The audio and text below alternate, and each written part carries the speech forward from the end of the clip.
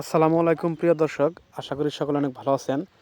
আজকে আমি আপনাদেরকে একটা জাল দেখাইতেছি, দেখেন এটা হচ্ছে চায়না জাল। এই জালটি অনেকেই দেখেন জালটি আমি আপনাদেরকে ধরে দেখাই। এই জালটি কিন্তু অনেকে চেনেন না, আবার অনেকে চেনেন। বর্তমান সময়ে এই জালটি কিন্তু অনেক ক্ষতি করতেছে বাংলাদেশে। কারণ এই জালগুলা দিয়ে যখন মাছ ধরা হয় বা সবসময় মাছ ধরা হয়, আর বিশেষ করে আষাঢ় শ্রাবণ মাসে যখন মাছের বংশবিস্তার হয়, ওই সময় দেখা যায় এই জালগুলা ফেটে মানে সব মাছ, গর্ভবতী মাছ বা যে সমস্ত মাছ বংশবিস্তার করবে, ওই মাছগুলা তারা ধরে ফেলে। আর এই জালটা যখন ছিল না, তখন কিন্তু ওই মাছগুলো ওইরকম ধরা হয়নি, যার কারণে মাছের সংখ্যা কিন্তু অনেকটাই বেশি ছিল। আর এখন বর্তমান সময়ে মানে এই জালগুলো এত পরিমাণ বেড়ে গেছে বাংলাদেশে, যার কারণে এখন মাছের একদমই অভাব।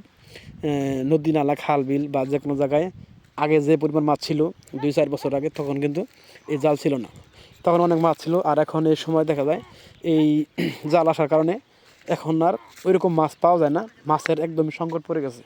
তো ভিউয়ার্স, এই জালগুলা একটু শুনছিলাম যে এই জালগুলা নাকি আইনের আওতায় আনা হয়, বা যারা এই জালগুলা দিয়ে মাছ ধরে।